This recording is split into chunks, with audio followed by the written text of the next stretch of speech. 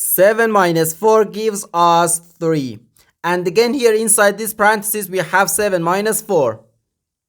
So 3 times 3 gives us 9. But this answer is not correct. Because according to the order of operations, first we have to do parentheses, then exponents, then multiplication or division, and finally addition or subtraction. Remember that multiplication and division have equal priority and we have to work from left to right. And the same applies to addition and subtraction. In this expression, we have one subtraction, one multiplication, and one parenthesis.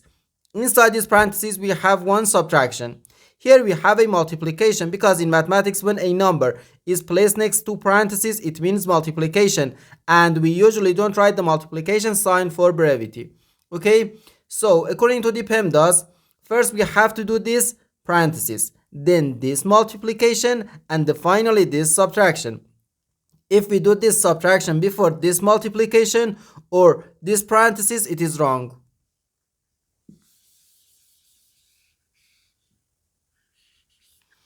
So first this parenthesis. Inside this parenthesis we have 7 minus 4, which equals 3. So 7 minus 4 times 3. Now we have one subtraction and one multiplication. According to the PEMDAS, multiplication has higher priority than subtraction because multiplication comes before subtraction. So here first we have to do this multiplication. 4 times 3 is just 12.